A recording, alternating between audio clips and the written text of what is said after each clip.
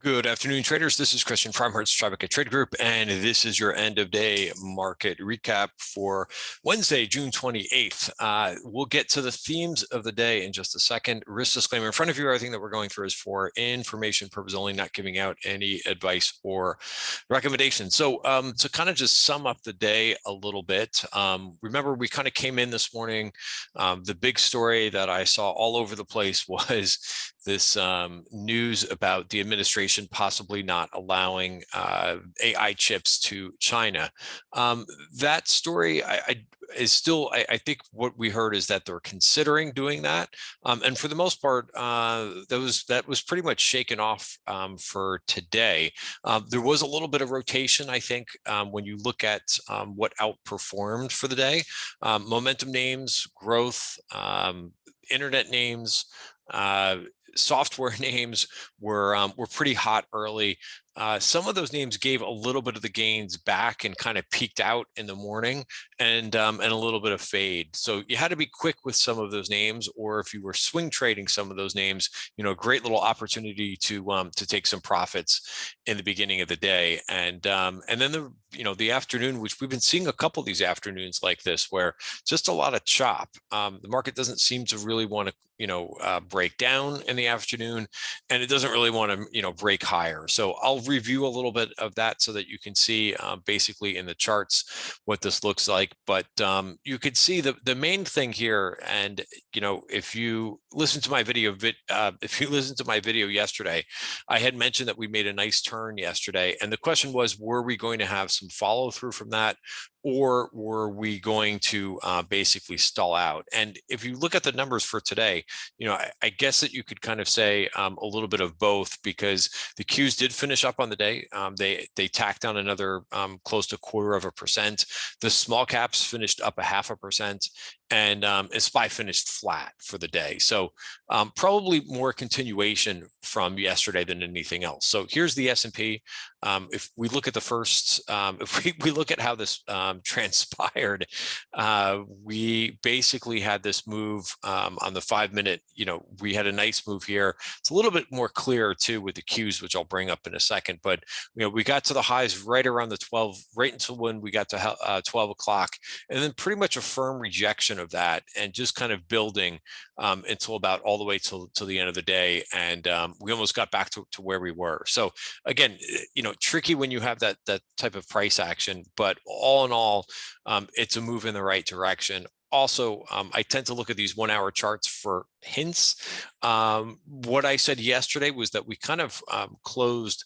Number one, we made it inside the value area from where we were trading earlier in the week below value, but we haven't really been able to kind of, price hasn't been able to climb out of the value area.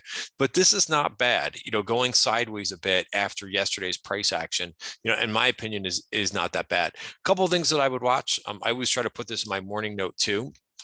The big, what I notice here is that we bounced where we needed to. So kind of a textbook bounce on a dip. And we reclaimed the 5-period moving average, and the 5-period moving average is moving back above. So all in all, I think that's perfectly fine. Qs, you can see, has a little bit more of a wick on the on this candle, indicating that we didn't close on the highs. And I'll break this down here on the 5-minute too, but you could see, we just kind of struggled this afternoon, since this moved down a little bit after 12 o'clock, it was just kind of this back and forth price action. And there really wasn't much to trade, I think, in the afternoon, but you could see a nice close there. And you could see, I think the market likes the Micron earnings, which I believe are still up here. Micron popped a couple bucks here, closed at 67, and right now trading at 69. So $2. I don't know if you could really make money. Got a couple people ask me about an option trade or whether or not to do anything in Micron.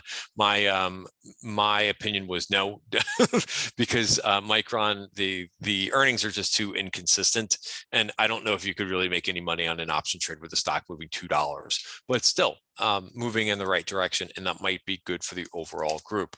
To finish up here with the Qs, looking at the 1-hour chart, again, break into value yesterday. Notice that we kind of got capped, right? So that 12 o'clock rally and where we stalled, very close to that top of value, 366. This is a nice, easy number to remember for you for the rest of the week, 366.66. So if we break through that, we could be challenging highs, but we remain to do that as of yet. And for now, I would really be respecting that 366.66 level. All right. There again, you'll hear me quote that number a couple more times. The small gaps had some further continuation, right? They actually looked the best out of the group because they closed on the highs today. So some nice continuation. Again, a little bit of choppy price action, but all in all, not that bad. Let me talk about a couple of the big names that everybody's talking about just to get them out of the way. A good recovery by NVIDIA. So if you bought the dip in NVIDIA today, it worked, right? And again, this was the name that had the big news headlines, and I have to say it acted quite well. Would I buy this technical setup right here? No, not necessarily, and I don't have anything on in my trading account in NVIDIA. I would watch the 5-period moving average. So far, you've seen a nice little bounce on the 20, but hasn't really been able to reclaim too much there. Another name that continues to see a lot of option activity is Tesla. I got a great question today, and it's an important subject matter, I think. And I don't know if it was about this particular stock, but there's always a question because a head and shoulders pattern is something that a lot of traders like to look for in their charts, and sometimes they like to anticipate when a head and shoulders, whether it be a regular head and shoulders or an inverted head and shoulders pattern, happens. And sometimes a name will look like a head and shoulders, but it doesn't actually break the neckline, or if it does break the neckline, it's reversed. And right now that's what I see, right? Because this does to me, right? Left shoulder, head, right shoulder, and then a break of the neckline. And we were talking about this in the beginning of the week, saying, where could Tesla go down to if there's continued volatility in the name? And I thought it would be 222.22, but you could see right now we're sitting back inside the value area, and that pattern has been violated. So that's no longer a head and shoulders pattern unless it breaks again back below this 252 line. So that's one area that I would watch, and also 254, which is the bottom of this week's value area. So there's a couple levels to watch, and some of the real popular names. You could see how this looks on the daily chart too. It did retake the 5-period moving average. So if you're bullish this name, I've talked about how I'm bullish long term. I have not re-entered a trade. I did get long a little bit last week, and I took it off on this move down. So I'm kind of waiting and being a little bit patient here. I don't mind the consolidation in this, and like I said, I'm just kind of waiting a little bit. Another name that's tied to AI, which had a pretty nice day today too. Same thing, kind of looked like a head reverse, or not reverse. It looked like a head and shoulders pattern to me, but notice, so left shoulder, head, right shoulder. Right. And this actually held better than Tesla did. It really didn't break down here again. And I was looking for a possible short here if it broke 217, but it didn't do it. I started a position today, and I just decided to take it off. And I'll be watching this name tomorrow, because if it can break through here, we've talked about this name, how it's been making a series of lower highs since it peaked out here at 270, lower high, lower high, lower high, lower high. But it may be trying to get out of that pattern. Note it's a little bit sticky there, right at this 200-period moving average. It will also have to fight through this version point of control, which is at 243, and that's from last week's value area. Note last week it rallied right into that resistance and turned away. So I've been watching this name quite closely. And I'll look to maybe establish something of a bigger position possibly tomorrow if it sets up. And then, we can go through a number of these software names, but there was certainly a lot of them. One that also a lot of traders are looking at is this MongoDB, right? We'll start with the weekly chart for this one, because I've made mention that we've had a lot of digestion here at the top of value for the year, but it's trying to resolve higher. Now, of course, this is a developing candle, right? We don't know how this is going to look until we get to the end of the week. But if it can stay above this 391, right, then you have a breakout of this sideways pattern. Notice again, I use this term quite a bit. Tricky, right? Tricky because it rallies on the first hour of the day all the way up to 414, and then it gives about $15 back. So that's tricky, to see that much of a move back. But if it can maintain above this 391, then I think that a bullish play could be involved here. All right, and I don't have anything on in this one either. Hubs was another one that I was watching, kind of a same thing going on here. And this one I did take in the beginning of the day. I took a couple targets in it. I took a target up to, let's see, let me bring up my trade blotter. Oh, I got in at this at 524, and I think I took a target in this one up to 532, right? And that's it. Like the stock closed back very close to my original price. So I'll be watching for this one. May add to it. We'll see. Again, not in a rush, especially with quarter end, right? So, in addition to Powell speaking today, as well as all the other central bankers, and he'll also be speaking tomorrow. I think he speaks at 2:30 tomorrow. My main concern is just quarter end, because you can see some portfolio rebalancing. One of the things that I've heard is that a rebalancing into bonds from equities. So I'm playing a little bit conservative here this last week when you can have such a big rebalancing that could happen for the end of the quarter. So that's why I'm kind of like, hey, I'll take a couple try to get my first 2 targets in a swing trade, and then I'm doing a lot of watching. So and again, that was my game plan to kind of enter the week. And so far, I'm trying to follow that game plan. I'll talk about that in just a second. IoT, this one I did also add, right? So like many of these other software names or growth names, you got a nice turn. And as you could see, what did I do with this one? I took 2 quick targets with this one, even if they're not big targets, right? That's my game plan for this week, is to try to get those 1 or 2 targets in, take off about a half or 2/3 of the position on, and then leave a runner into the name. I also tried trading Amazon because we've seen a boatload of call activity. This name just does not want to push out of this consolidation. So I've tried it twice. Again, this one, you could see what I did with that. This was the first trade that I took. And again, I think did I get 2 targets in for this one? No, I think I just got 1 target in for this one. And then I ended up taking I ended up taking it off as soon as it got back to my cost basis. All right. So playing good defense with this one. And, I said in the trading room today, I'm like, hey, I'll try it again. There's been just a lot of positioning in this one. We know that they have their prime day coming up to in a couple weeks.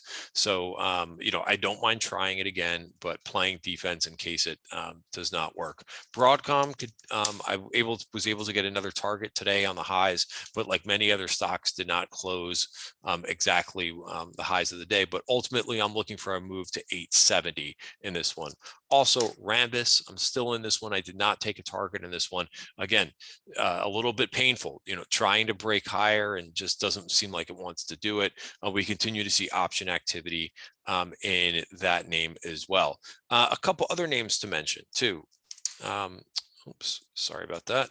Chipotle, right, is one too that, again, this is a tough name to play, but I do like this consolidation. Look at this name bounce around the value area for the month of June and is now trying to resolve higher. Again, this has actually been going sideways for about 2 months. So perhaps it's ready to take that next leg higher. And then you have a couple momentum names really acting well. IONQ had a huge day today. I missed this one today. Nice move. Congratulations if you got it. It did actually get above this version point of control. By the time I caught it, it was right around $12, and I just didn't want to chase that move with the version point of control overhead supply.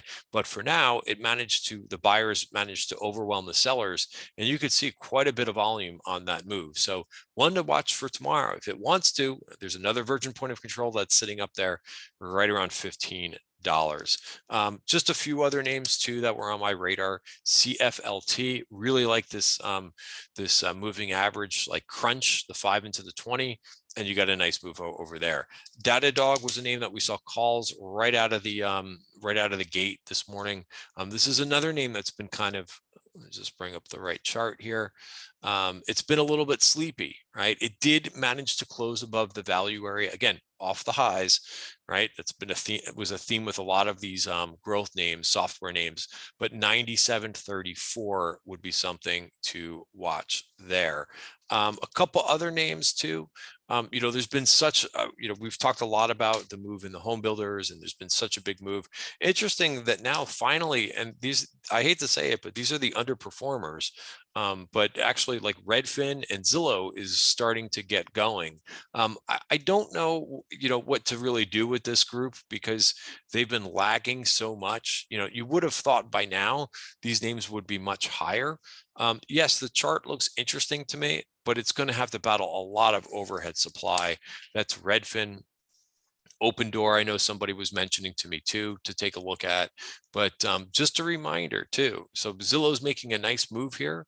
And, again, I'm just surprised that it's taken this long, considering the move in the home builders over the last year. That to me is a little bit of a head scratcher. And that's why I'm a little bit apprehensive to get into these two names, because they've been they've been lagging so much. And then one biotech group, even though biotech has really kind of been suffering here, right? Here's what the XBI chart looks like. This has become too difficult for me, right? I got a little bit excited when this was happening, right? When it started to break higher, but not very good looking. BBIO is one name I would watch. This is a smaller cap biotech name, made a nice move out of this consolidation here. So yes, I said I would come back to, and this is kind of where I'm going to end the video, right? We talk a lot about, basically trying to be a profitable trader in this market, and in any market, right? One of the things that I talk about is having realistic expectations. And for example, today, right, a lot of names moved up the software group, but if you chased a name up 3 or 4%, you could have actually ended up underwater for the day. So being realistic, having a game plan. I look at a lot of stocks during the day. I turn down a lot of stocks, right? It's kind of a little bit like a game of poker in terms of, looking at what cards you have, and if they're not really great cards, you fold. It's the same thing with looking at a stock, right? I look at a lot of stocks during the day. If they've gone up too much, right? One example of this was Shopify today, right? Made a nice move out of the gate higher, but I just didn't want to take it I knew it hit some overhead supply. And I didn't want to chase that type of a move, right? The other thing is too, for a lot of trades, I mentioned getting those 2 targets in, right? Trying to basically, I plan out every trade before I get into it. There's a game plan for every trade, right? Just like I talked about with Amazon. Amazon goes back to my cost basis, I'm out, right? And that's just what it is. Even if I have a great idea in a name, if the price action is not going to be, is not going to back up my idea, I'll get back into, I'll get out of it. And if it starts to move up again, I'll get back into it. And that's really kind of helps, I think, in this market, is to, plan out exactly what you're doing, know where you're going to get out of it, both on the upside and on the downside. And if you're not doing that, right, and if you don't have your trading rules written down, or if they're not written down, and if they're not in front of you, right, then they should be memorized for you, right? Another thing that because I'm a trend trader, I don't take names in downtrends, right? That's one of my rules. Sometimes I really miss out on names that have momentum for a couple days, or that see option flow, but that's one of my rules, and I'm not going to violate my rules. If I do take a name in a downtrend, it's a really small position. But these are the things that are going to make or break you in terms of, or make or break whether or not you're a consistent and profitable trader. You have to have these rules. You have to have them set up so that you know what you're doing, right? Because if you're all over the place, right, and if you're not sticking to these rules, or don't even have rules, it's going to be very difficult for you to continue to be consistent and also profitable. All right, guys, well, we could talk more about that in the trading room. These are things that I do try to discuss. I spent a little bit more time on that with members today, but that's it for today's video. Have a great night. See you tomorrow.